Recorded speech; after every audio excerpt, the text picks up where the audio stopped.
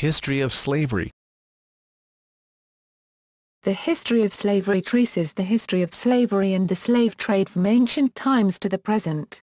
Slavery is a legally recognized system in which people are legally considered the property or chattel of another. A slave had few rights and could be bought or sold and made to work for the owner without any choice or pay. As Drescher argues, the most crucial and frequently utilized aspect of the condition is a communally recognized right by some individuals to possess, buy, sell, discipline, transport, liberate, or otherwise dispose of the bodies and behavior of other individuals. In the American colonies and other places, an integral element was frequently the assignment of children of a slave mother to the status of slaves, born into slavery. Slavery does not include other forced labor systems, historical forced labor by prisoners, labor camps, or other forms of unfree labor, in which laborers are not considered property. Slavery can be traced back to the earliest records, such as the Code of Hammurabi, c. 1760 BC, which refers to it as an established institution. Slavery is rare among hunter-gatherer populations, as it is developed as a system of social stratification. Slavery typically also requires a shortage of labor and a surplus of land to be viable. David P. Forsyth wrote, "The fact remained that at the beginning of the 19th century an estimated 3/4 of all people alive were trapped in bondage against their will either in some form of slavery or serfdom." While slavery has existed for thousands of years, the social, economic, and legal position of slaves was vastly different in different systems of slavery in different times and places. Slavery is no longer legal anywhere in the world, though human trafficking remains an international problem. An estimated 29.8 million persons are living in illegal slavery today. Origins.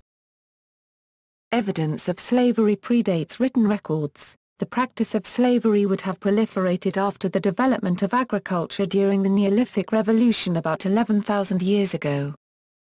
Slavery was known in civilizations as old as Sumer, as well as almost every other ancient civilization, including ancient Egypt, ancient China, the Akkadian Empire, Assyria, ancient India, ancient Greece, the Roman Empire, the Islamic Caliphate, and the pre-Columbian civilizations of the Americas. Such institutions were a mixture of debt slavery, punishment for crime, the enslavement of prisoners of war, child abandonment, and the birth of slave children to slaves. Europe. Classic era. Ancient Greece. Records of slavery in ancient Greece go as far back as Mycenaean Greece. The origins are not known, but it appears that slavery became an important part of the economy and society only after the establishment of cities. Slavery was common practice and an integral component of ancient Greece, as it was in other societies of the time, including ancient Israel and early Christian societies. It is estimated that in Athens, the majority of citizens owned at least one slave. Most ancient writers considered slavery not only natural but necessary, but some isolated debate began to appear, notably in Socratic dialogues. The Stoics produced the first condemnation of slavery recorded in history.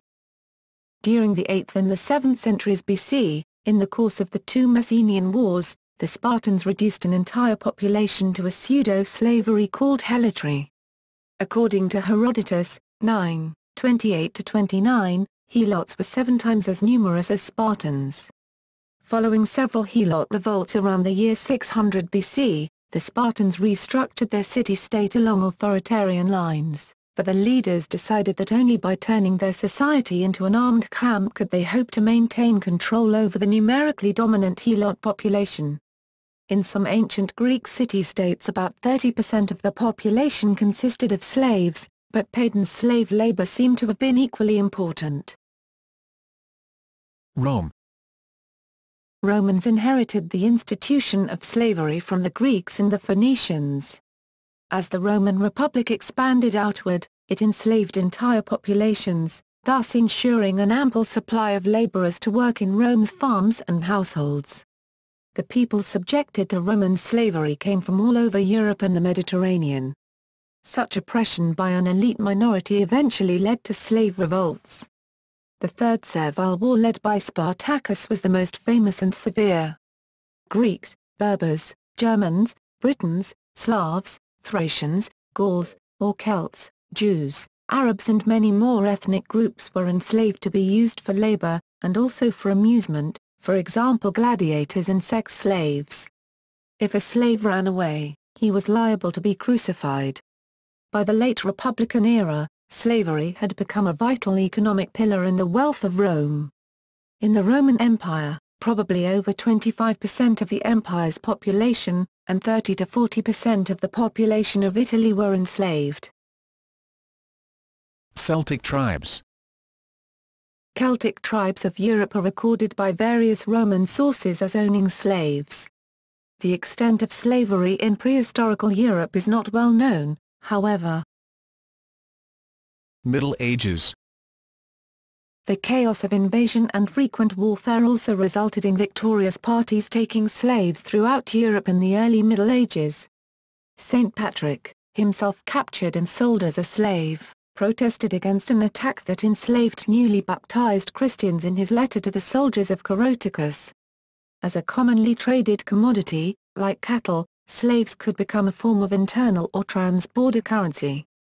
Slavery during the early Middle Ages had several distinct sources. The Vikings raided across Europe, but took the most slaves in raids on the British Isles and in Eastern Europe. While the Vikings kept some slaves as servants, known as thralls, they sold most captives in the Byzantine or Islamic markets. In the West their target populations were primarily English, Irish, and Scottish, while in the East they were mainly slaves.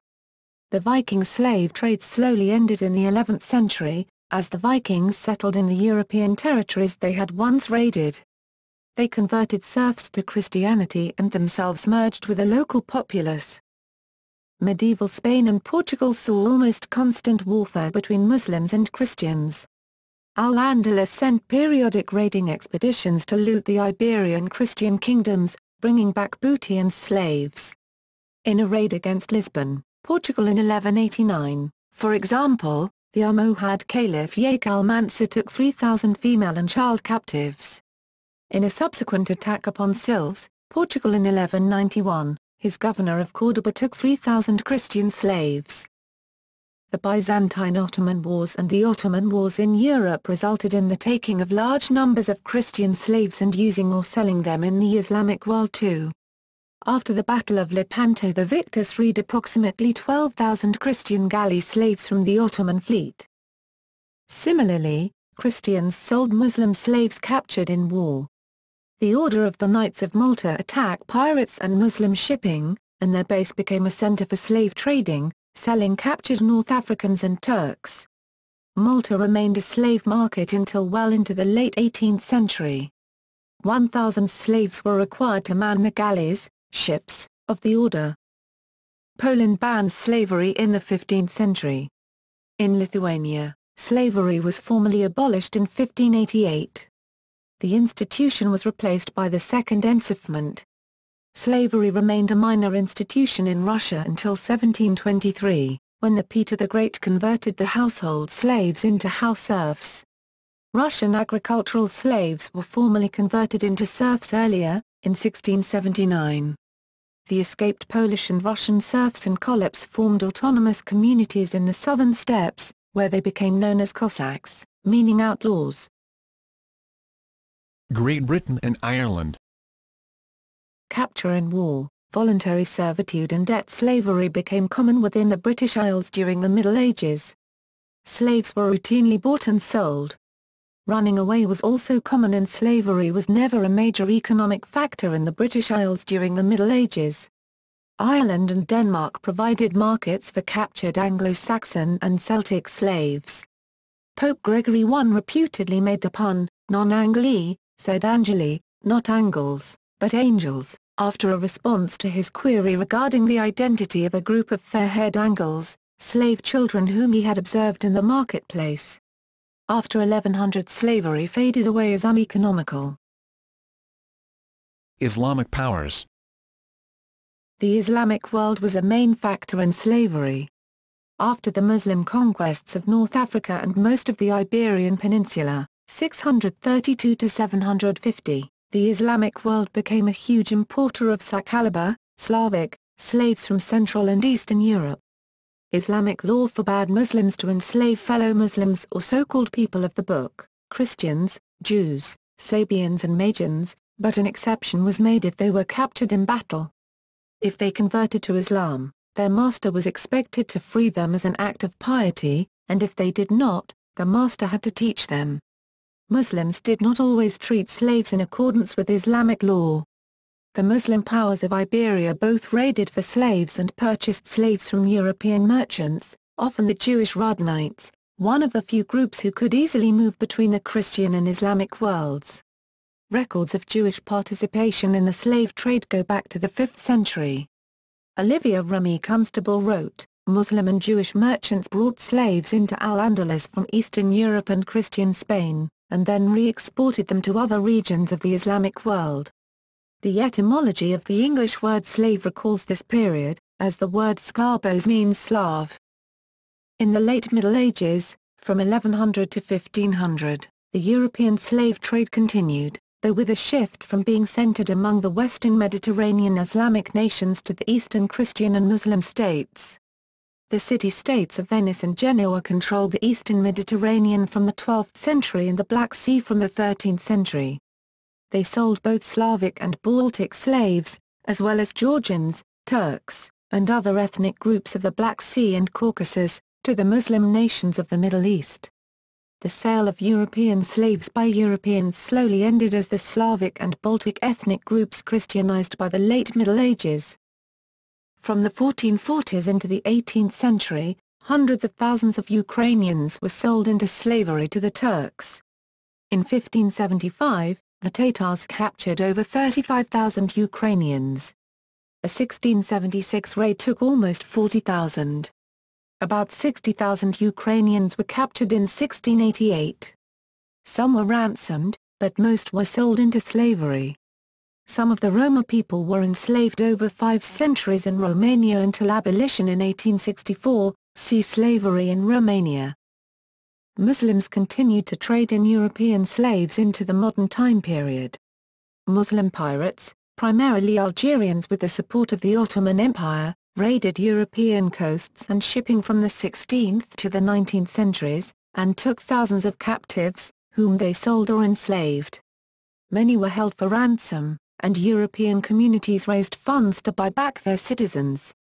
The raids gradually ended with the naval decline of the Ottoman Empire in the late 16th and 17th centuries, as well as the European conquest of North Africa throughout the 19th century. The United States conducted raids in North Africa to defeat the Barbary pirates in its early federal period. Mongols. The Mongol invasions and conquests in the 13th century also resulted in taking numerous captives into slavery. The Mongols enslaved skilled individuals, women and children and marched them to Karakoram or Sarai, whence they were sold throughout Eurasia. Many of these slaves were shipped to the slave market in Novgorod. Slave commerce during the late Middle Ages was mainly in the hands of Venetian and Genoese merchants and cartels, who were involved in the slave trade with the Golden Horde. In 1382 the Golden Horde under Khan Tokhtamysh sacked Moscow, burning the city and carrying off thousands of inhabitants as slaves. Between 1414 and 1423, some 10,000 Eastern European slaves were sold in Venice. Genoese merchants organized the slave trade from the Crimea to Mamluk Egypt. For years, the Khanates of Kazan and Astrakhan routinely made raids on Russian principalities for slaves and to plunder towns. Russian chronicles record about 40 raids by Kazan Khans on the Russian territories in the first half of the 16th century. In 1441 Hasi Gire declared independence from the Golden Horde and established the Crimean Khanate. For a long time, until the early 18th century, the Khanate maintained an extensive slave trade with the Ottoman Empire and the Middle East. In a process called the harvesting of the steppe they enslaved many Slavic peasants. About 30 major Tatar raids were recorded into Muscovite territories between 1558 and 1596. Moscow was repeatedly a target. In 1521, the combined forces of Crimean Khan Niamjire and his Kazan allies attacked the city and captured thousands of slaves. In 1571, the Crimean Tatars attacked and sacked Moscow, burning everything but the Kremlin and taking thousands of captives as slaves.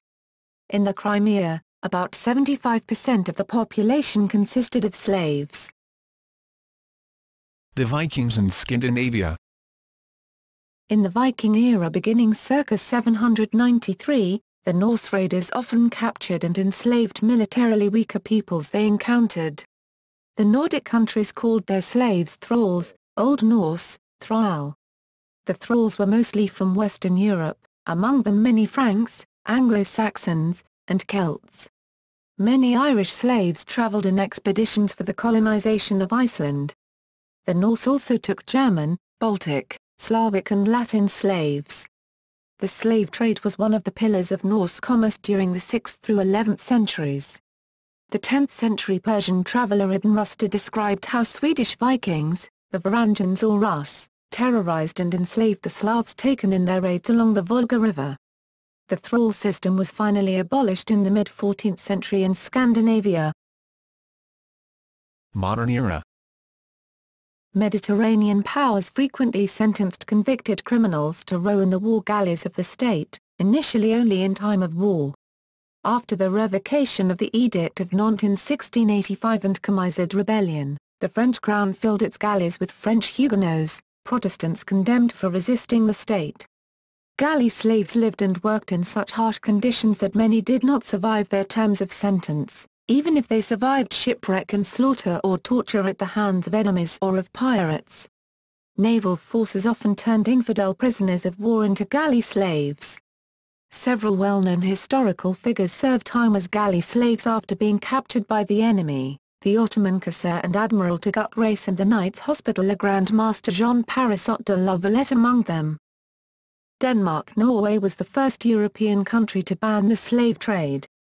This happened with a decree issued by the king in 1792, to become fully effective by 1803. Slavery as an institution was not banned until 1848. At this time Iceland was a part of Denmark-Norway but slave trading had been abolished in Iceland in 1117 and had never been re-established. Slavery in the French Republic was abolished on February 4, 1794, including in its colonies. The lengthy Haitian Revolution by its slaves and free people of color established Haiti as a free republic in 1804 ruled by blacks, the first of its kind. At the time of the revolution, Haiti was known as Saint-Domingue and was a colony of France. Napoleon Bonaparte gave up on Haiti in 1803, but re-established slavery in Guadeloupe and Martinique in 1804, at the request of planters of the Caribbean colonies.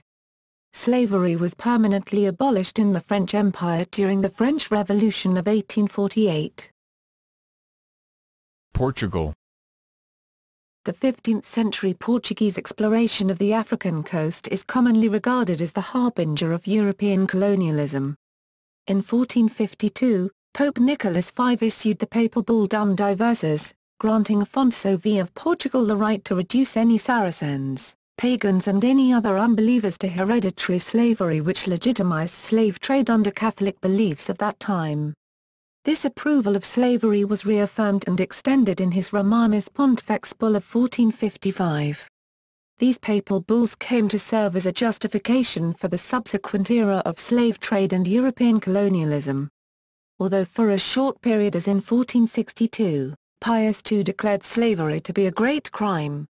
The followers of the Church of England and Protestants did not use the papal bull as a justification. The position of the Church was to condemn the slavery of Christians, but slavery was regarded as an old established and necessary institution which supplied Europe with the necessary workforce. In the 16th century, African slaves had replaced almost all other ethnicities and religious enslaved groups in Europe. Within the Portuguese territory of Brazil, and even beyond its original borders, the enslavement of Native Americans was carried out by the Bandeirantes. Among many other European slave markets, Genoa and Venice were some well-known markets, their importance and demand growing after the Great Plague of the 14th century which decimated much of the European workforce. The maritime town of Lagos, Portugal, was the first slave market created in Portugal for the sale of imported African slaves. The Mercado de Escravos, opened in 1444. In 1441, the first slaves were brought to Portugal from northern Mauritania. Prince Henry the Navigator, major sponsor of the Portuguese African expeditions, as of any other merchandise, taxed 1/5 of the selling price of the slaves imported to Portugal. By the year 1552, African slaves made up 10% of the population of Lisbon. In the second half of the 16th century, the Crown gave up the monopoly on slave trade and the focus of European trade in African slaves shifted from import to Europe to slave transports directly to tropical colonies in the Americas, in the case of Portugal, especially Brazil. In the 15th century, 1/3 of the slaves were resold to the African market in exchange of gold. As Portugal increased its presence along China's coast, they began trading in slaves. Many Chinese slaves were sold to Portugal. Since the 16th century, Chinese slaves existed in Portugal, most of them were Chinese children and a large number were shipped to the Indies. Chinese prisoners were sent to Portugal, where they were sold as slaves. They were prized and regarded better than Moorish and black slaves. The first known visit of a Chinese person to Europe dates to 1540, when a Chinese scholar, enslaved during one of several Portuguese raids somewhere on the southern China coast, was brought to Portugal. Purchased by João de Barros, he worked with a Portuguese historian on translating Chinese texts into Portuguese. Dona Maria de Vilhena, a Portuguese noblewoman from Évora, Portugal, owned a Chinese male slave in 1562. In the 16th century, a small number of Chinese slaves, around 29 to 34 people, were in southern Portugal, where they were used in agricultural labor. Chinese boys were captured in China, and through Macau were brought to Portugal and sold as slaves in Lisbon. Some were then sold in Brazil, a Portuguese colony. Due to hostility from the Chinese regarding the trafficking in Chinese slaves, in 1595 a law was passed by Portugal banning the selling and buying of Chinese slaves. On February 19, 1624, the King of Portugal forbade the enslavement of Chinese of either sex. Spain. The Spaniards were the first Europeans to use African slaves in the New World on islands such as Cuba and Hispaniola, where the native population starved themselves rather than work for the Spanish. Although the natives were used as forced labor, the Spanish employed of the pre-Columbian draft system called the meter. The spread of disease caused a shortage of labor, and so the Spanish colonists gradually became involved in the Atlantic slave trade. The first African slaves arrived in Hispaniola in 1501. By 1517, the natives had been virtually annihilated by the settlers. The problem of the justness of Indian slavery was a key issue for the Spanish crown. It was Charles V who gave a definite answer to this complicated and delicate matter. To that end, on November 25, 1542, the emperor abolished slavery by decreed in his Les Novas New Laws. This bill was based on the arguments given by the best Spanish theologists and jurists who were unanimous in the condemnation of such slavery as unjust. They declared it illegitimate and outlawed it from America, not just the slavery of Spaniards over Indians, but also the type of slavery practiced among the Indians themselves. Thus, Spain became the first country to abolish slavery. Netherlands. Although slavery was illegal inside the Netherlands, it flourished in the Dutch Empire, and helped support the economy. By 1650 the Dutch had the preeminent slave trade in Europe. They were overtaken by Britain around 1700. As of 1778, it was estimated that the Dutch were shipping approximately 6,000 Africans for enslavement in the Dutch West Indies. The Dutch shipped about 550,000 African slaves across the Atlantic, about 75,000 of whom died on board before reaching their destinations. From 1596 to 1829, the Dutch traders sold 250,000 slaves in the Dutch Guianas, 142,000 in the Dutch Caribbean islands, and 28,000 in Dutch Brazil. In addition, tens of thousands of slaves, mostly from India and some from Africa, were carried to the Dutch East Indies. Barbary corsairs. From the 16th to 19th century, Barbary corsairs raided the coasts of Europe and attacked lone ships at sea. From 1609 to 1616, England lost 466 merchant ships to Barbary pirates. 160 English ships were captured by Algerians between 1677 and 1680. Many of the captured sailors were made into slaves and held for ransom. The corsairs were no strangers to the southwest of England, where raids were known in a number of coastal communities. In 1627, Barbary pirates under command of the Dutch renegade Jan Jan Zoan, operating from the Moroccan port of Sale, occupied the island of Lundy. During this time there were reports of captured slaves being sent to Algiers. Ireland, despite its northern position, was not immune from attacks by the corsairs. In June 1631, Murat Reis, with pirates from Algiers and armed troops of the Ottoman Empire, stormed ashore at the little harbour village of Baltimore, County Cork.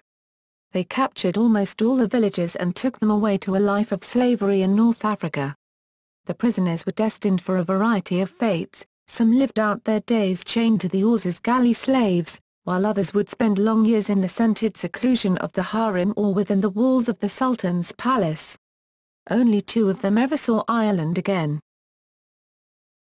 British slave trade. Britain played a prominent role in the Atlantic slave trade, especially after 1600.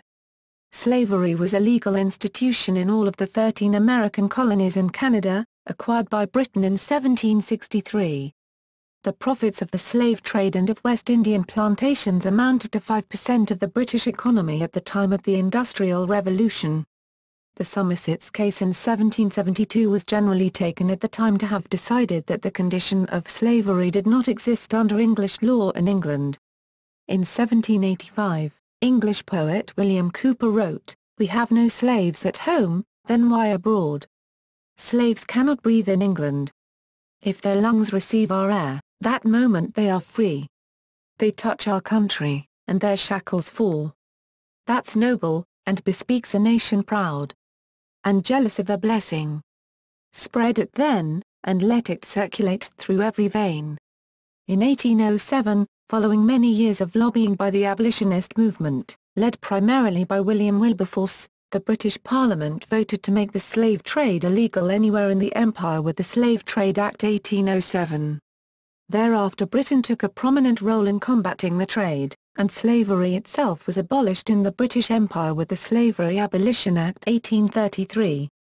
Between 1808 and 1860, the West Africa Squadron seized approximately 1,600 slave ships and freed 150,000 Africans who were aboard. Action was also taken against African leaders who refused to agree to British treaties to outlaw the trade, for example against the usurping King of Lagos, deposed in 1851. Anti-slavery treaties were signed with over 50 African rulers. In 1839, the world's oldest international human rights organization, Anti-Slavery International, was formed in Britain by Joseph Sturge, which worked to outlaw slavery in other countries.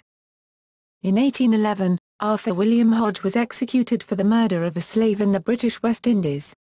He was not, however, as some have claimed, the first white person to have been lawfully executed for the killing of a slave. Modern Europe. During World War II, the Holocaust, the Germans used slave labor from across occupied Europe to support their war effort, and numbering perhaps 6 million people. The Soviet Union had about 14 million people working in gulags during its existence. This camp system was also used to colonize Siberia. Africa. In most African societies, there was very little difference between the free peasants and the feudal vassal peasants. Vassals of the Sunni Muslim Empire were used primarily in agriculture. They paid tribute to their masters in crop and service, but they were slightly restricted in custom and convenience. These people were more an occupational caste, as their bondage was relative. In the Kanem-Bornu Empire, vassals were 3 classes beneath the nobles. Marriage between captor and captive was far from rare, blurring the anticipated roles. French historian Fernand Braudel noted that slavery was endemic in Africa and part of the structure of everyday life.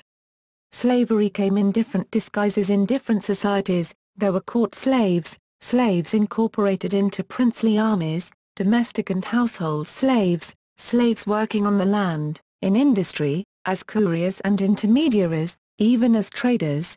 Braudel 1984 pages 435. During the 16th century, Europe began to outpace the Arab world in the export traffic, with its slave traffic from Africa to the Americas. The Dutch imported slaves from Asia into their colony in South Africa.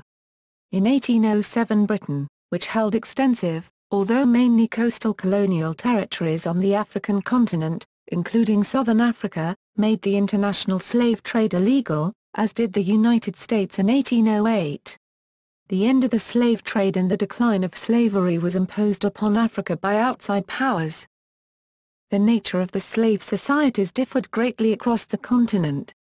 There were large plantations worked by slaves in Egypt, the Sudan and Zanzibar, but this was not a typical use of slaves in Africa as a whole. In most African slave societies, slaves were protected and incorporated into the slave-owning family. In Senegambia, between 1300 and 1900, close to one-third of the population was enslaved. In early Islamic states of the western Sudan, including Ghana, 750 to 1076, Mali, 1235 to 1645, Sega, 1712 to 1861, and Songhai, 1275 to 1591, about a third of the population were slaves. In Sierra Leone in the 19th century about half of the population consisted of slaves.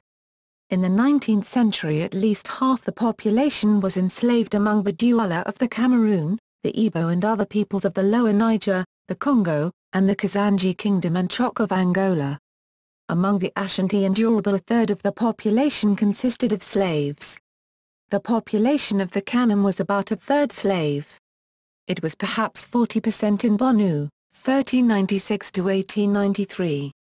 Between 1750 and 1900 from 1 to 2/3 of the entire population of the Fulani Jihad states consisted of slaves.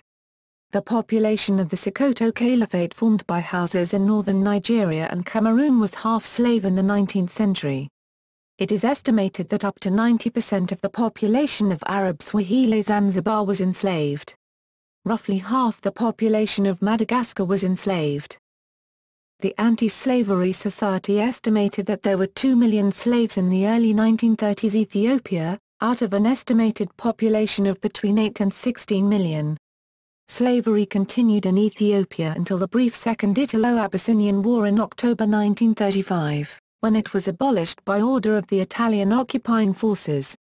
In response to pressure by Western allies of World War II, Ethiopia officially abolished slavery and serfdom after regaining its independence in 1942. On August 26, 1942, Haile Selassie issued a proclamation outlawing slavery. When British rule was first imposed on the Sokoto Caliphate and the surrounding areas in northern Nigeria at the turn of the 20th century, approximately 2 million to 2.5 million people there were slaves. Slavery in northern Nigeria was finally outlawed in 1936. Alikium Bakolo, April 1998, Le Monde Diplomatique. Quote, "The African continent was bled of its human resources via all possible routes. Across the Sahara, through the Red Sea, from the Indian Ocean ports and across the Atlantic. At least 10 centuries of slavery for the benefit of the Muslim countries, from the 9th to the 19th. He continues, 4 million slaves exported via the Red Sea, another 4 million through the Swahili ports of the Indian Ocean, perhaps as many as 9 million along the trans-Saharan caravan route, and 11 to 20 million, depending on the author, across the Atlantic Ocean." Sub-Saharan Africa. David Livingstone wrote of the slave trades. Livingstone estimated that 80,000 Africans died each year before ever reaching the slave markets of Zanzibar. Zanzibar was once East Africa's main slave trading port, and under Omani Arabs in the 19th century as many as 50,000 slaves were passing through the city each year. Prior to the 16th century, The bulk of slaves exported from Africa were shipped from East Africa to the Arabian Peninsula. Zanzibar became a leading port in this trade. Arab slave traders differed from European ones in that they would often conduct raiding expeditions themselves, sometimes penetrating deep into the continent. They also differed in that their market greatly preferred the purchase of female slaves over male ones. The increased presence of European rivals along the east coast led to Arab traders to concentrate on the overland slave caravan routes across the Sahara from the Sahel to North Africa. The German explorer Gustav Nottigl reported seeing slave caravans departing from Kikawa in Bornu bound for Tripoli and Egypt in 1870. The slave trade represented the major source of revenue for the state of Bornu as late as 1898. The eastern regions of the Central African Republic have never recovered demographically from the impact of 19th-century raids from the Sudan and still have a population density of less than 1 person km2. During the 1870s, European initiatives against the slave trade caused an economic crisis in northern Sudan, precipitating the rise of Mahdist forces. Mahdi's victory created an Islamic state, one that quickly reinstituted slavery. The Middle Passage, the crossing of the Atlantic to the Americas, endured by slaves laid out in rows in the holds of ships, was only one element of the well-known triangular trade engaged in by Portuguese, Dutch, French and British. Ships having landed slaves in Caribbean ports would take on sugar, indigo, raw cotton, and later coffee, and make for Liverpool, Nantes, Lisbon or Amsterdam. Ships leaving European ports for West Africa would carry printed cotton textiles, some originally from India, copper utensils and bangles, pewter plates and pots, iron bars more valued than gold, hats, trinkets, gunpowder and firearms and alcohol.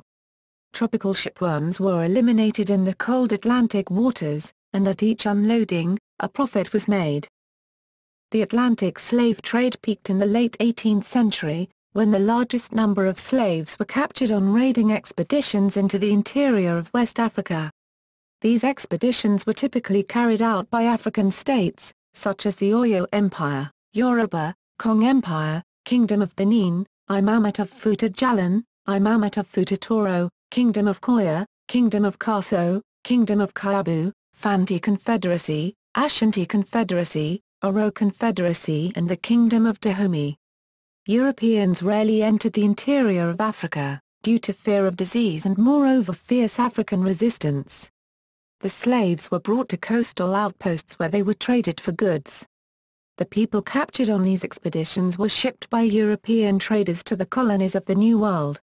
As a result of the War of the Spanish Succession, the United Kingdom obtained the monopoly, Asiento de Negros, of transporting captive Africans to Spanish America.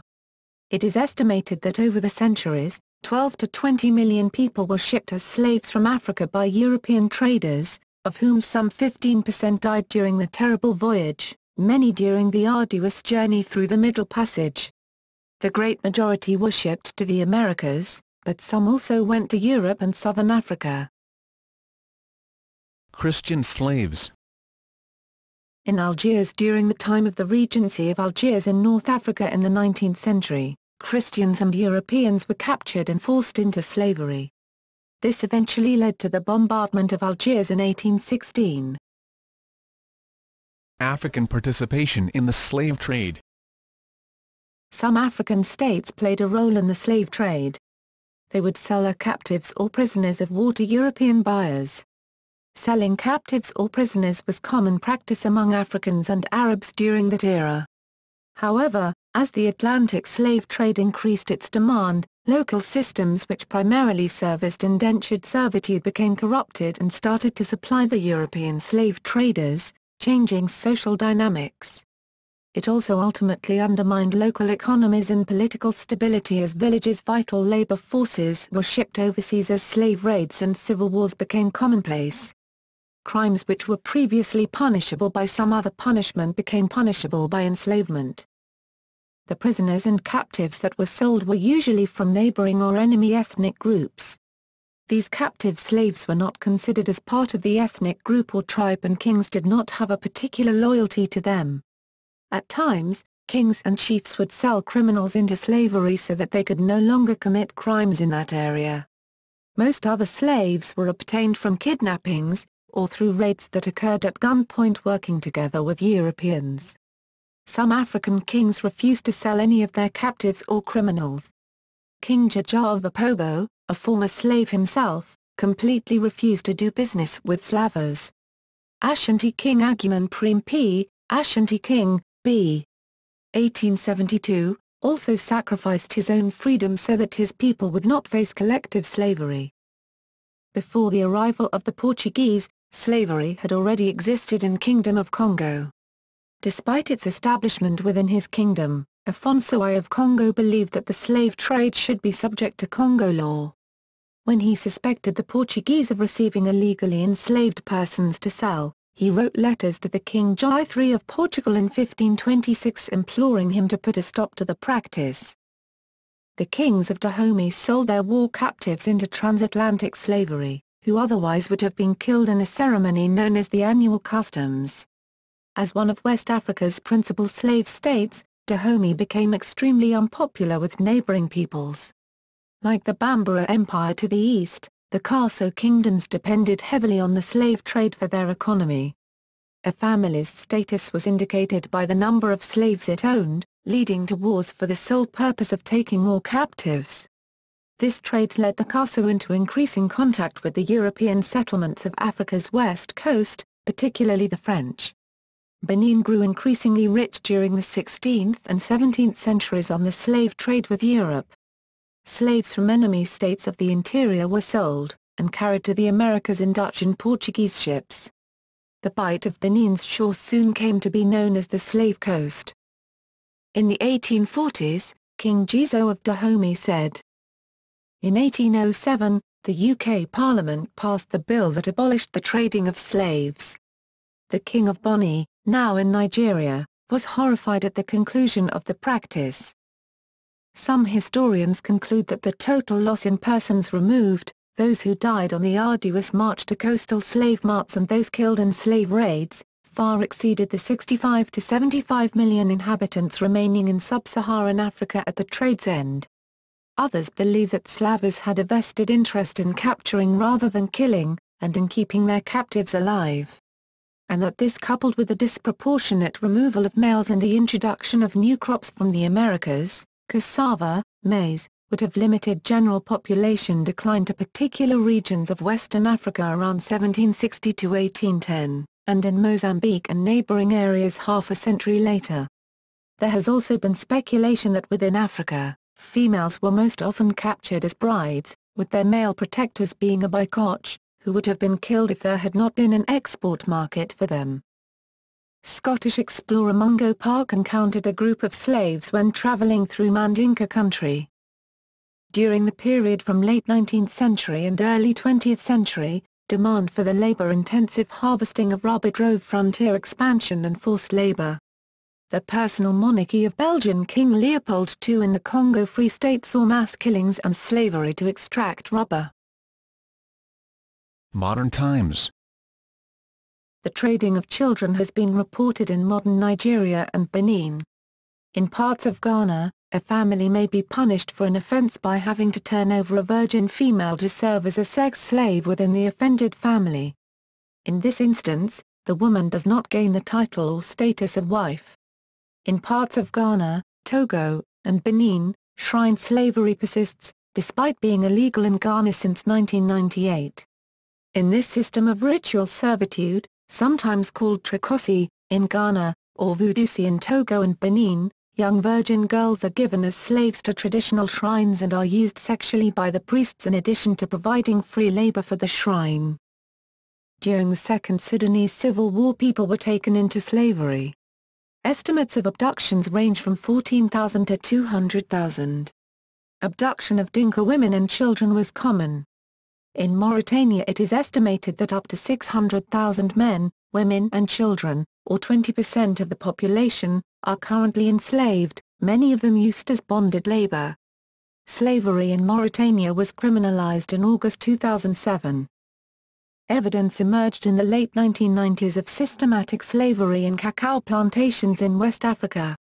See the chocolate and slavery article. The Americas. Among indigenous peoples. In pre-Columbian Mesoamerica, the most common forms of slavery were those of prisoners of war and debtors. People unable to pay back a debt could be sentenced to work as a slave to the person owed until the debt was worked off.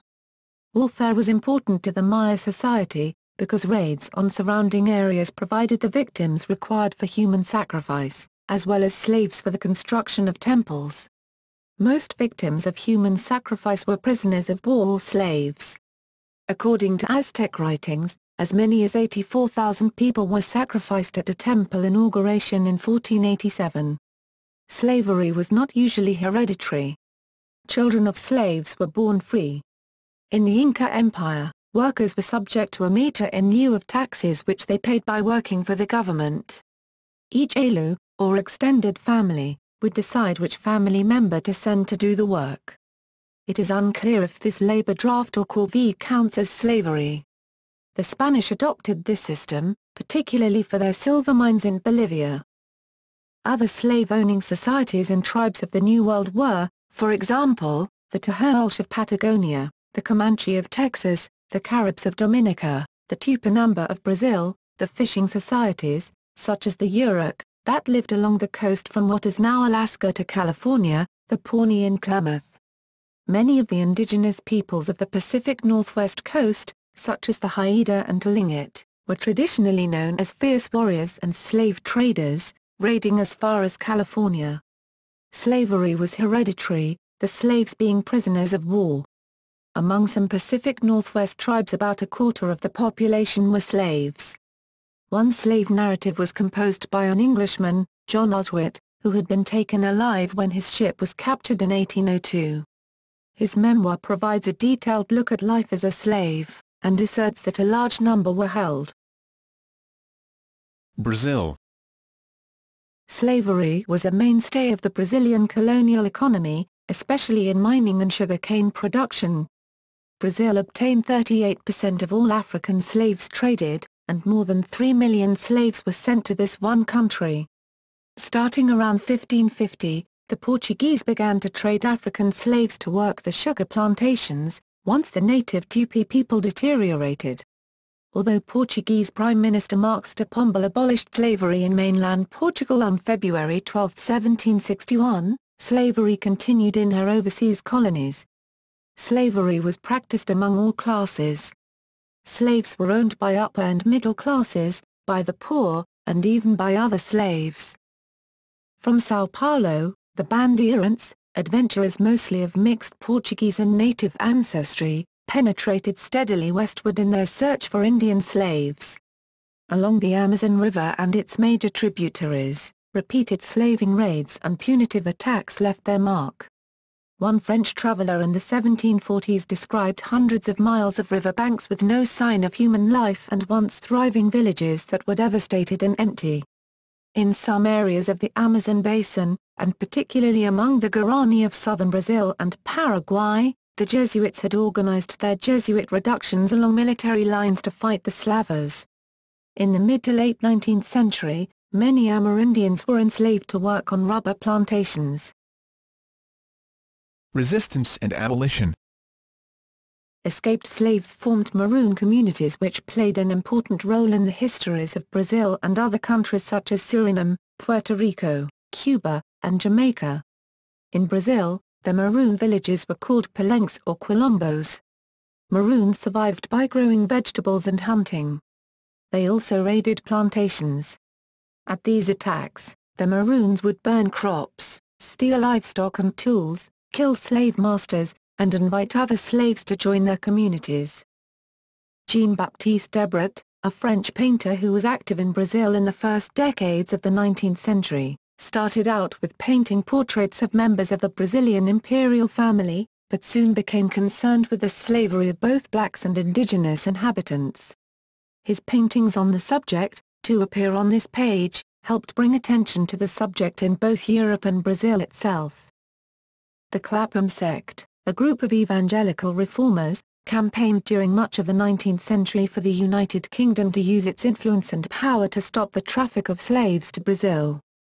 Besides moral qualms, the low cost of slave-produced Brazilian sugar meant that British colonies in the West Indies were unable to match the market prices of Brazilian sugar, and each Briton was consuming 16 pounds, 7 kilograms, of sugar a year by the 19th century.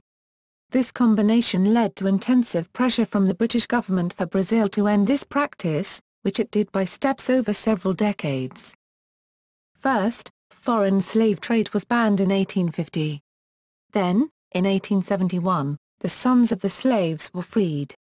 In 1885, slaves aged over 60 years were freed. The Paraguayan War contributed to ending slavery, since many slaves enlisted in exchange for freedom. In colonial Brazil, slavery was more a social than a racial condition. In fact, some of the greatest figures of the time, like the writer Machado de Assis and the engineer André Rebucas, had black ancestry. Brazil's 1877-78 Grand Seca, Great Drought, in the cotton-growing northeast led to major turmoil, starvation, poverty and internal migration. As wealthy plantation holders rushed to sell their slaves south, popular resistance and resentment grew, inspiring numerous emancipation societies. They succeeded in banning slavery altogether in the province of Ceará by 1884. Slavery was legally ended nationwide on May 13 by the Laurea, Golden Law of 1888. In fact, it was an institution in decadence at these times, as since the 1880s the country had begun to use European immigrant labor instead. Brazil was the last nation in the Western Hemisphere to abolish slavery. Other South American countries. During the period from late 19th century and early 20th century, demand for the labor-intensive harvesting of rubber drove frontier expansion and slavery in Latin America and elsewhere. Indigenous people were enslaved as part of the rubber boom in Ecuador, Peru, Colombia, and Brazil. In Central America, rubber tappers participated in the enslavement of the indigenous Guatuso-Malca people for domestic service. British and French Caribbean. Slavery was commonly used in the parts of the Caribbean controlled by France and the British Empire. The Lesser Antilles islands of Barbados, St. Kitts, Antigua, Martinique and Guadeloupe, which were the first important slave societies of the Caribbean, began the widespread use of African slaves by the end of the 17th century, as their economies converted from sugar production. By the middle of the 18th century, British Jamaica and French Saint-Domingue had become the largest slave societies of the region, and the Caribbean was rivaling Brazil as a destination for enslaved Africans. Due to overwork and tropical diseases, the death rates for Caribbean slaves were greater than birth rates. The conditions led to increasing numbers of slave revolts, escaped slaves forming maroon communities and fighting guerrilla wars against the plantation owners. By 1778, the French were importing approximately 13,000 Africans for enslavement yearly to the French West Indies. To regularize slavery, in 1685 Louis XIV had enacted the Code Noir, which accorded certain human rights to slaves and responsibilities to the master, who was obliged to feed, clothe and provide for the general well-being of his slaves. Free blacks owned 1/3 of the plantation property and 1/4 of the slaves in Saint-Domingue, later Haiti. Slavery in the French Republic was abolished on February 4, 1794. When it became clear that Napoleon intended to re-establish slavery in Haiti, Dessalines and Pétion switched sides, in October 1802. On January 1, 1804, Jean-Jacques Dessalines, the new leader under the dictatorial 1801 constitution, declared Haiti a free republic. Thus Haiti became the second independent nation in the Western Hemisphere, after the United States, and the only successful slave rebellion in world history. Whitehall in England announced in 1833 that slaves in its territories would be totally freed by 1840. In the meantime, the government told slaves they had to remain on their plantations and would have the status of apprentices for the next 6 years. In Port of Spain, Trinidad, on August 1, 1834, An unarmed group of mainly elderly Negroes being addressed by the governor at Government House about the new laws, began chanting, "Pardon 6 ans. Pointer 6 ans, not 6 years. No 6 years," drowning out the voice of the governor. Peaceful protests continued until a resolution to abolish apprenticeship was passed and de facto freedom was achieved. Full emancipation for all was legally granted ahead of schedule on August 1, 1838, making Trinidad the first British colony with slaves to completely abolish slavery. After Great Britain abolished slavery, it began to pressure other nations to do the same. France, too, abolished slavery. By then Saint-Domingue had already won its independence and formed the independent Republic of Haiti. French-controlled islands were then limited to a few smaller islands in the Lesser Antilles. New Zealand. Before the arrival of European settlers, each Maori tribe, Iwi, considered itself a separate entity equivalent to a nation. During the intertribal musket wars 1807–1843, large numbers of slaves were captured by northern tribes who had acquired muskets. About 20,000 Maori died in the wars, which were concentrated in the North Island. An unknown number of slaves were captured. Northern tribes used slaves, called mokai, to grow large areas of potatoes for trade with visiting ships. Chiefs started an extensive sex trade in the Bay of Islands in the 1830s using mainly slave girls. By 1835 about 70 to 80 ships per year called into the port. One French captain described the impossibility of getting rid of the girls who swarmed over his ship, outnumbering his crew of 70 by 3 to 1. All payments to the girls were stolen by the chief. By 1833 Christianity had become established in the north and large numbers of slaves were freed. However, two Taranaki tribes, Ngati Tama and Ngati Mutunga, displaced by the wars, carried out a carefully planned invasion of the Chatham Islands, 800 kilometers west of Christchurch, in 1835. About 10% of the Polynesian Mororai natives who had migrated to the islands, about 1,500, were killed, with many women being tortured to death. The remaining population were enslaved for the purpose of growing food, especially potatoes. The Moriori were treated in an inhumane and degrading manner for many years. Their culture was banned and they were forbidden to marry. Some Maori took Moriori partners. The state of enslavement of Moriori lasted until the 1860s, although it had been banned by British law since 1809 and discouraged by CMS missionaries in North New Zealand from the late 1820s. In 1817 Ngati Mutunga, one of the invading tribes, argued before the native land court in New Zealand that their gross mistreatment of the Moriori was standard Maori practice or tikanga. North America. Early events. The first slaves used by Europeans in what later became United States territory were among Lucas Vasquez de Ayllon's colonization attempt of North Carolina in 1526. The attempt was a failure, lasting only 1 year. The slaves revolted and fled into the wilderness to live among the Cofitakai people. The first historically significant slave in what would become the United States was Esvanico, a Moroccan slave and member of the Narvaez expedition in 1528, and acted as a guide on Fray Marcos de Niza's expedition to find the 7 cities of gold in 1539. In 1619–20 Africans were brought by a Dutch soldier and sold to the English colony of Jamestown, Virginia as indentured servants. It is possible that Africans were brought to Virginia prior to this, both because neither John Rolfe's source on the 1619 shipment nor any contemporary of his ever says that this was the first contingent of Africans to come to Virginia, and because the 1625 Virginia census lists one black as coming on a ship that appears to only have landed people in Virginia prior to 1619. The transformation from indentured servitude to racial slavery happened gradually. It was not until 1661 that a reference to slavery entered into Virginia law, directed at Caucasian servants who ran away with a black servant. It was not until the slave codes of 1705 that the status of African Americans as slaves would be sealed. This status would last for another 160 years, until after the end of the American Civil War with the ratification of the 13th Amendment in December 1865. only a fraction of the enslaved Africans brought to the New World ended up in British North America, perhaps 5%. The vast majority of slaves shipped across the Atlantic was sent to the Caribbean sugar colonies, Brazil, or Spanish America.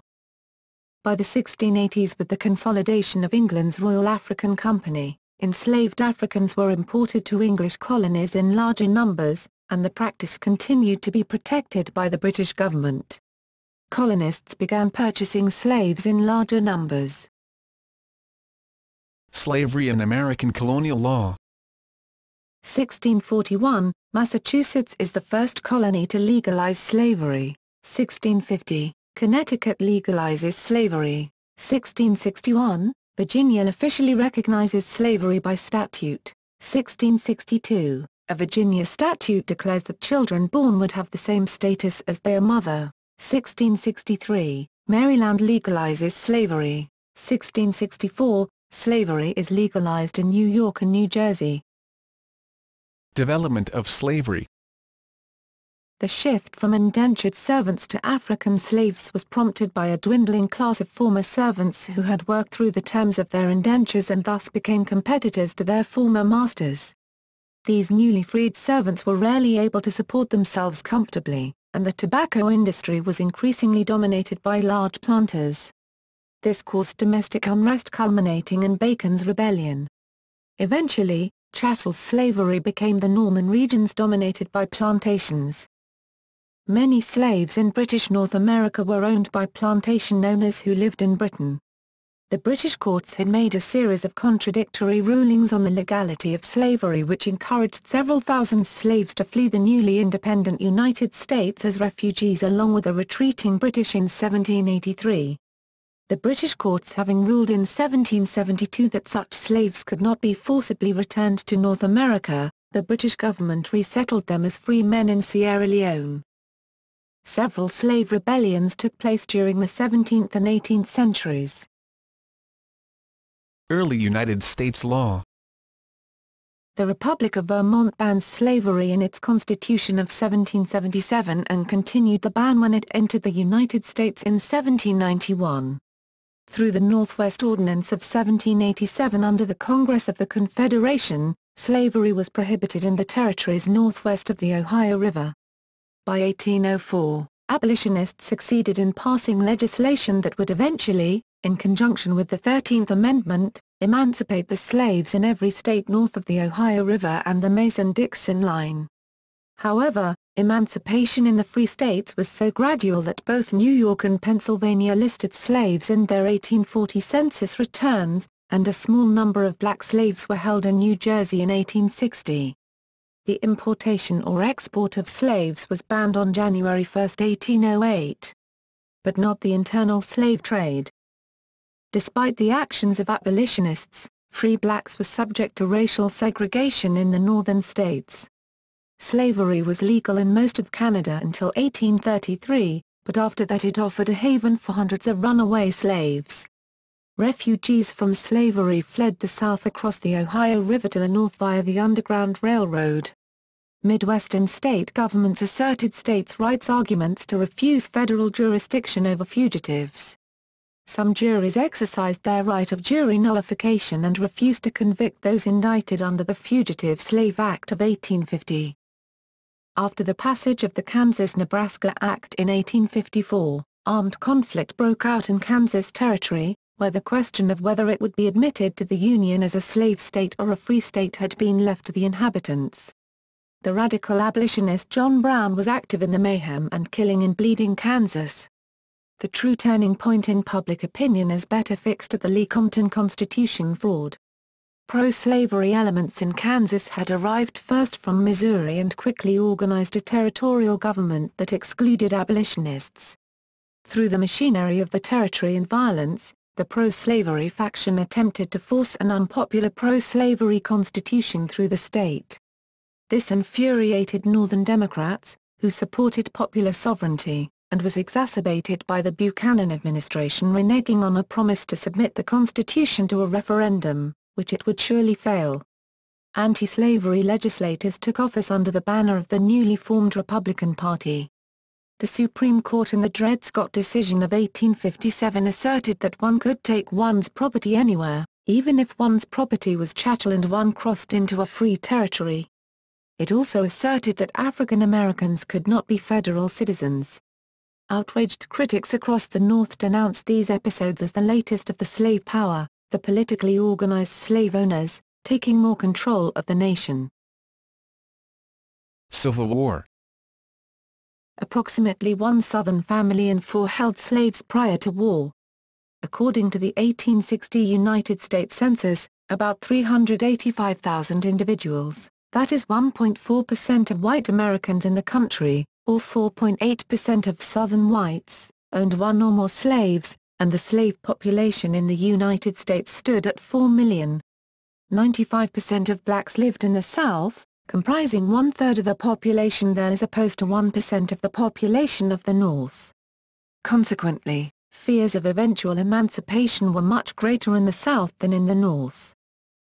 In the election of 1860, the Republicans swept Abraham Lincoln into the presidency, with only 39.8% of the popular vote, and legislators into Congress. Lincoln, however, did not appear on the ballots in most Southern states and his election split the nation along sectional lines.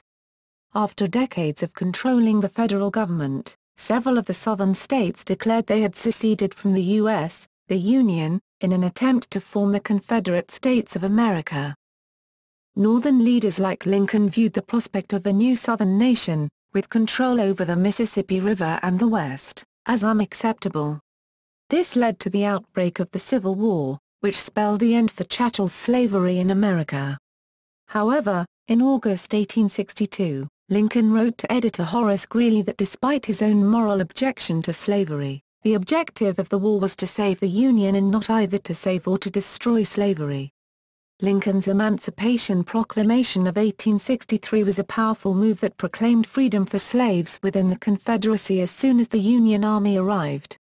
Lincoln had no power to free slaves in the border states or the rest of the Union, so he promoted the 13th Amendment, which freed all the remaining slaves in December 1865.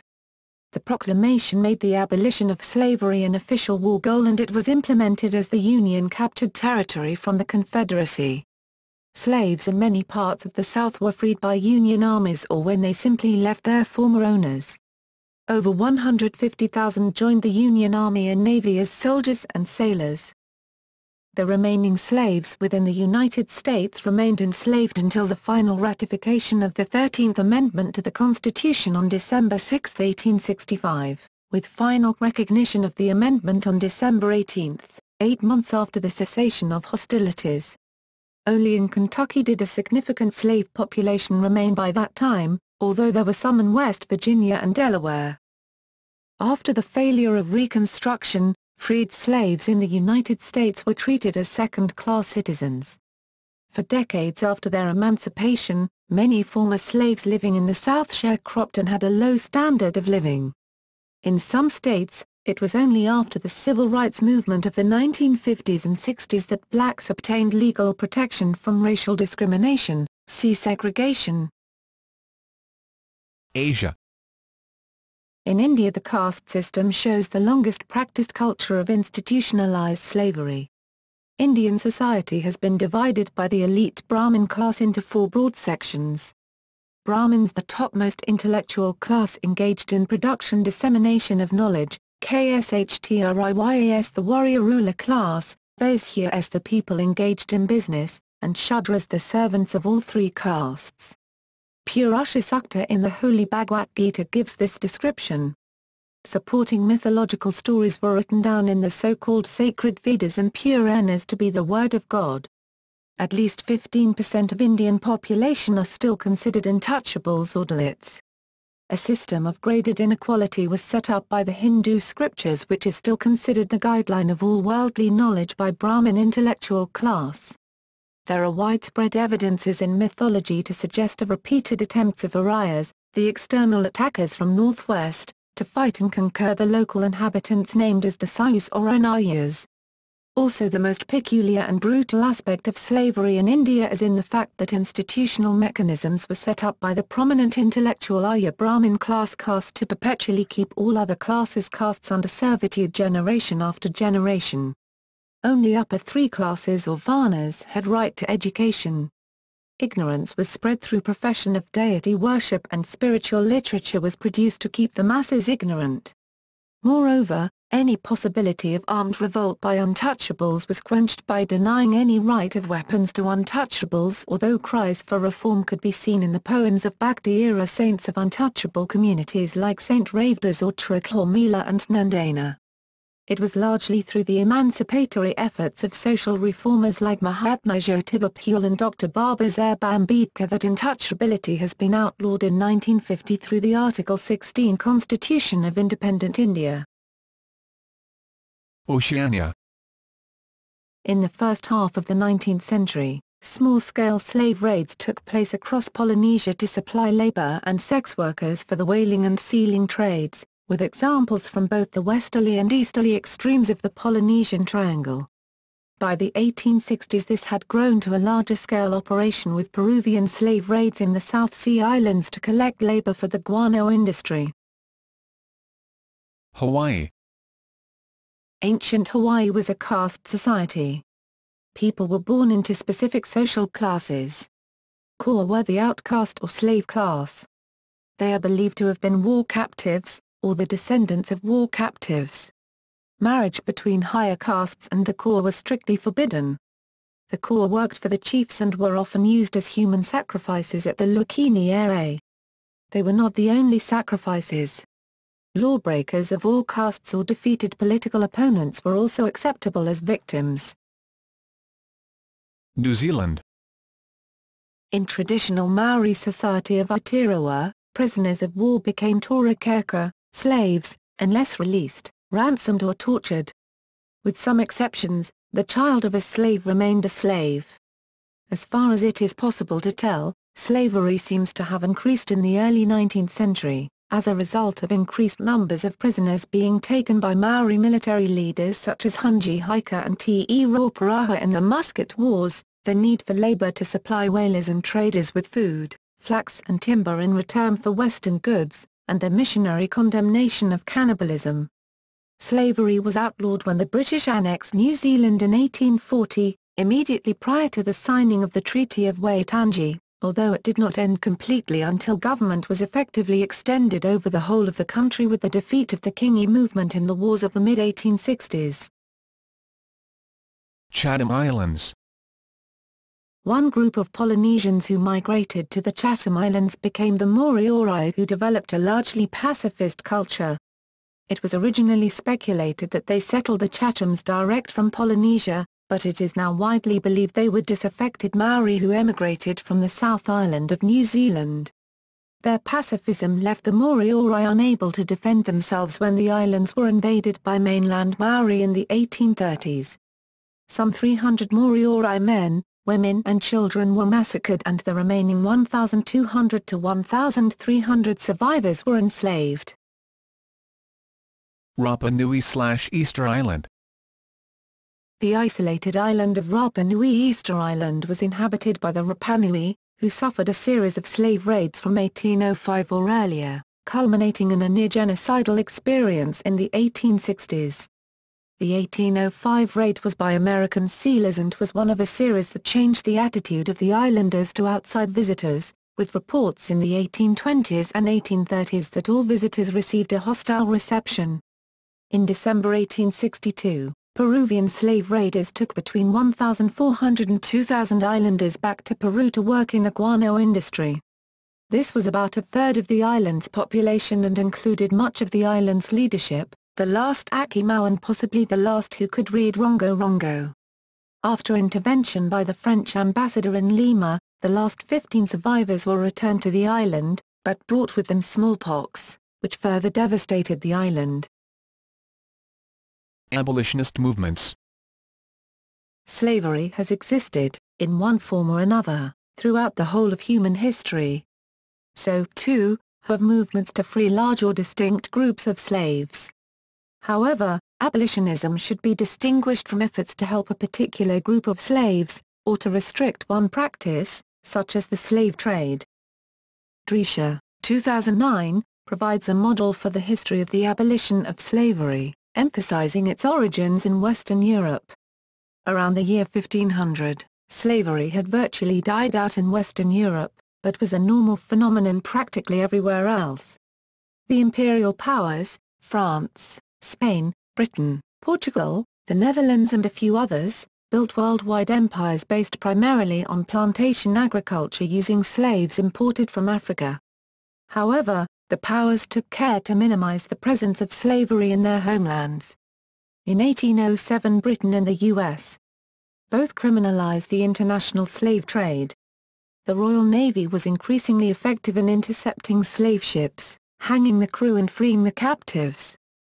Although there were numerous slave revolts in the Caribbean, the only successful uprising came in the French colony of Haiti in the 1790s, where the slaves rose up, killed the mulattoes and whites, and established the independent Republic of Haiti. Europe recoiled in horror. The continuing profitability of slave-based plantations and the threats of race war slowed the development of abolition movements during the first half of the 19th century.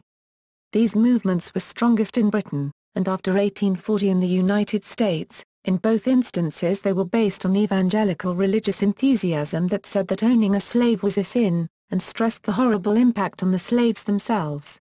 The northern states of the United States abolished slavery, partly in response to the Declaration of Independence, between 1777 and 1804. Britain ended slavery in its empire in the 1830s.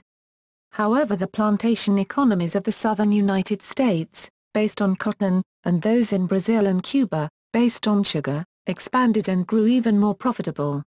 The bloody American Civil War ended slavery in the United States in 1865. The system ended in Cuba and Brazil in the 1880s because it was no longer profitable for the owners. Slavery continued to exist in Africa, where Arab slave traders raided black areas for new captives to be sold in the system. European colonial rule and diplomatic pressure slowly put an end to the trade, and eventually to the practice of slavery itself. Persian Empire. Cyrus the Great, the founder of Persian Empire, temporarily prohibited the systematic enslavement of conquered non-combatant population. Cyrus also freed slaves and allowed all deported peoples whom were enslaved by former kings, return to home. It is said that he freed up to 40,000 Jews and allowed them to return home. Cylinder of Cyrus the Great containing the decree on the conquered non-combatant population. Britain. In 1772, the Somerset case, R.V. Knowles, ex parte Somerset, of the English Court of King's Bench ruled that slavery was unlawful in England, although not elsewhere in the British Empire. A similar case, that of Joseph Knight, took place in Scotland 5 years later and ruled slavery to be contrary to the law of Scotland.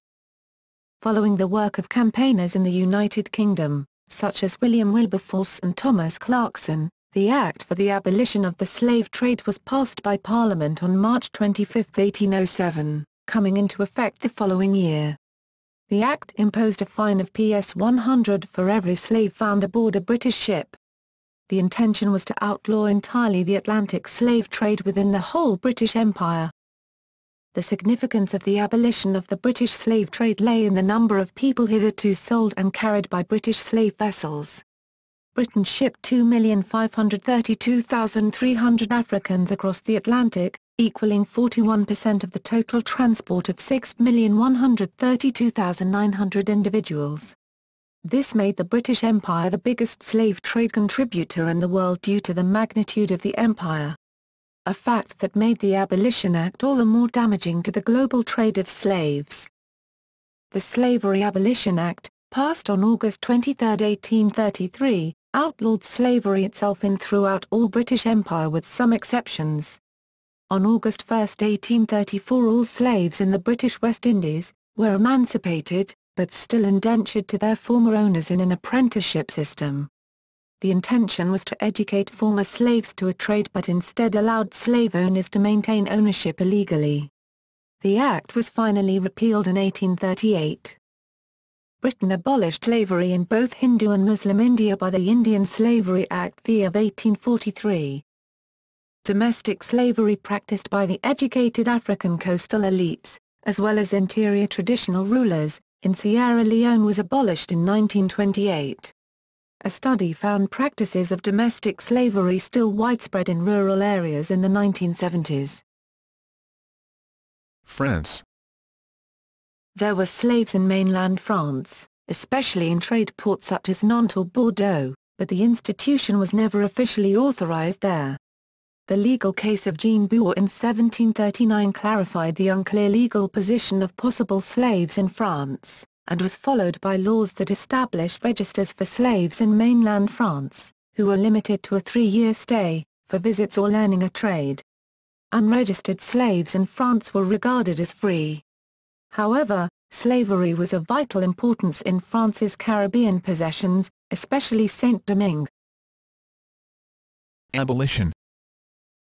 In 1793, influenced by the French Declaration of the Rights of Man of August 1789 and alarmed as the massive slave revolt of August 1791 that had become the Haitian Revolution threatened to ally itself with the British, the French Revolutionary Commissioners Sonthonax and Polverel declared general emancipation to reconcile them with France.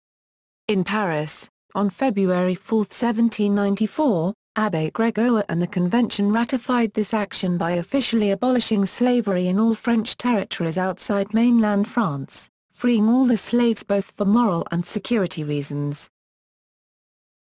Napoleon restores slavery.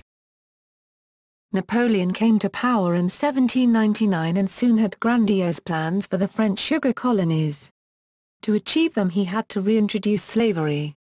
Napoleon's major adventure into the Caribbean, sending 30,000 troops in 1802 to retake Saint-Domingue, Haiti, from ex-slaves under Toussaint Louverture who had revolted. Napoleon wanted to preserve France's financial benefits from the colony's sugar and coffee crops. He then planned to establish a major base at New Orleans. He therefore re-established slavery in Haiti and Guadeloupe, where it had been abolished after rebellions. Slaves and black freedmen fought the French for their freedom and independence. Revolutionary ideals played a central role in the fighting, for it was the slaves and their comrades who were fighting for the revolutionary ideals of freedom and equality, while the French troops under General Charles Leclerc fought to restore the order of the Ancien regime. The goal of re-establishing slavery, which explicitly contradicted the ideals of the French Revolution, demoralized the French troops. The demoralized French soldiers were unable to cope with the tropical diseases, and most died of yellow fever. Slavery was reimposed in Guadeloupe but not in Haiti, which became an independent black republic. Napoleon's vast colonial dreams for Egypt, India, the Caribbean, Louisiana, and even Australia were all doomed for lack of a fleet capable of matching Britain's Royal Navy. Realizing the fiasco, Napoleon liquidated the Haiti project, brought home the survivors and sold off Louisiana to the U.S. in 1803. Napoleon abolishes the slave trade. In a little-known episode, Napoleon decreed the abolition of the slave trade upon his returning from Elba in an attempt to appease Great Britain. His decision was confirmed by the Treaty of Paris on November 20, 1815 and by order of Louis XVIII on January 8, 1817. However, trafficking continued despite sanctions. Victor Schulcher and the 1848 abolition. Slavery in the French colonies was finally abolished only in 1848, 3 months after the beginning of the revolution against the July monarchy. It was in large part the result of the tireless 18-year campaign of Victor Schulcher. On March 3, 1848, he had been appointed Under-Secretary of the Navy, and caused a decree to be issued by the provisional government which acknowledged the principle of the enfranchisement of the slaves through the French possessions. He also wrote the decree of April 27, 1848 in which the French government announced that slavery was abolished in all of its colonies. United States. In 1688, 4 German Quakers in Germantown presented a protest against the institution of slavery to their local Quaker meeting. It was ignored for 150 years, but in 1844 it was rediscovered and was popularized by the abolitionist movement. The 1688 petition was the first American public document of its kind to protest slavery, and in addition was one of the first public documents to define universal human rights. The American Colonization Society, the primary vehicle for returning black Americans to greater freedom in Africa, established the colony of Liberia in 1821-23, on the premise former American slaves would have greater freedom and equality there. The ACS assisted in the movement of thousands of African Americans to Liberia, with its founder Henry Clay stating, "Unconquerable prejudice resulting from their color, they never could amalgamate with the free whites of this country. It was desirable, therefore, as it respected them, and the residue of the population of the country, to drain them off." Abraham Lincoln, an enthusiastic supporter of Clay, adopted his position on returning the blacks to their own land. Slaves in the United States who escaped ownership would often make their way to Canada via the Underground Railroad. The more famous of the African American abolitionists include former slaves Harriet Tubman, Sojourner Truth and Frederick Douglass. Many more people who opposed slavery and worked for abolition were Northern whites, such as William Lloyd Garrison and John Brown. Slavery was legally abolished in 1865 by the 13th Amendment to the United States Constitution. While abolitionists agreed on the evils of slavery, there were differing opinions on what should happen after African Americans were freed. By the time of emancipation, African Americans were now native to the United States and did not want to leave.